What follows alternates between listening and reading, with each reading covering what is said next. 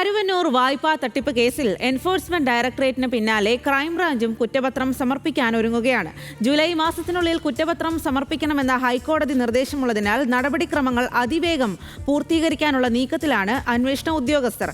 അതേസമയം 180 കോടി രൂപയുടെ സാമ്പത്തിക തട്ടിപ്പ് നടന്നതായി ED കണ്ടെത്തിയ കേസിൽ ക്രൈംബ്രാഞ്ചിന്റെ കണ്ടെത്തൽ എന്തെല്ലാമാകുമെന്നതാണ് പ്രധാന ചോദ്യമായി ഉയരുന്നത്.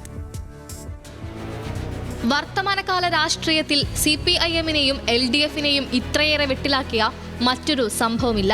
തൃശൂർ ഇരിങ്ങാലക്കുട പൊറത്തിശ്ശേരി ലോക്കൽ കമ്മിറ്റിയിൽ നിന്ന് തുടങ്ങി CPIM കേന്ദ്ര കമ്മിറ്റി വരെ മറുപടി പറയേണ്ടി വരികയും വീഴ്ച സമ്മതിക്കേണ്ടി വരികയും ചെയ്ത സാമ്പത്തിക തട്ടിപ്പ്.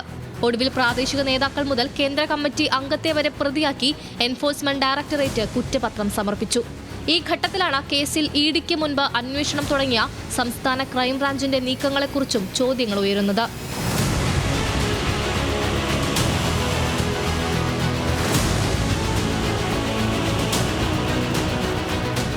ബാങ്കിലെ മുൻ ജീവനക്കാരൻ MV സുരേഷ് കുമാർ നൽകിയ പരാതിയെ തുടർന്ന് ഇരിങ്ങാലക്കുട പോലീസാണ് 2015 വായ്പാ തട്ടിപ്പിൽ ആദ്യ കേസെടുക്കുന്നത്.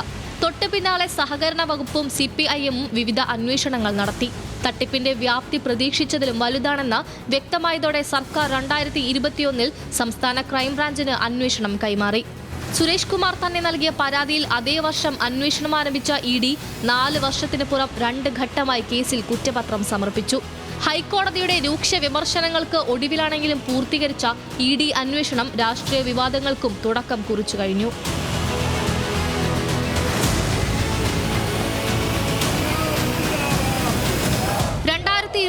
ക്രൈംബ്രാഞ്ച് അന്വേഷണം ആരംഭിച്ച കേസിൽ ബാങ്ക് സെക്രട്ടറി അടക്കമുള്ള ജീവനക്കാരെയും ഭരണസമിതി അംഗങ്ങളെയും അറസ്റ്റ് ചെയ്യുകയും ഇരയാക്കപ്പെട്ടവരുടെ മൊഴിയെടുക്കുകയും ചെയ്തു.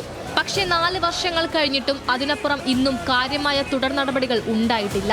ഇതിനിടെ ബാങ്ക് റെയ്ഡ് ചെയ്ത് രേഖകൾ പിടിച്ചെടുത്ത ED നടപടിയാണ് അന്വേഷണത്തിന് തടസ്സമായതെന്ന വാദങ്ങളും ഉയർന്നു. എന്നാൽ ഈ ഘട്ടത്തിലാണ് ഹൈക്കോടതി ഇടപെടുന്നതും ജൂലൈ മാസത്തിനുള്ളിൽ കുറ്റപത്രം സമർപ്പിക്കാൻ ക്രൈംബ്രാഞ്ചിന് നിർദ്ദേശം നൽകുന്നതും. അന്വേഷണം പൂർത്തീകരിക്കാൻ ചുരുങ്ങിയ ദിവസങ്ങൾ മാത്രം മുന്നിലുള്ളപ്പോൾ കോടതി ഉത്തരവ് പാലിക്കാൻ തിരക്കിട്ട നീക്കത്തിലാണ് നിലവിലെ അന്വേഷണ സംഘം. എന്നാൽ ED പ്രതി ചേർത്ത CPIM നേതാക്കളിലേക്ക് ക്രൈംബ്രാഞ്ച് എത്തുമോ? ആഭ്യന്തര വകുപ്പിന് കീഴിലുള്ള ഏജൻസിക്ക് EDയെ മറികടന്ന് എന്തു ചെയ്യാൻ സാധിക്കും തുടങ്ങിയ ചോദ്യങ്ങൾക്കുള്ള മറുപടിയാണ് സംസ്ഥാനം ഈ അന്വേഷണത്തിലൂടെ ഉറ്റുനോക്കുന്നത്. ന്യൂസ് മലയാളം, തൃശൂർ.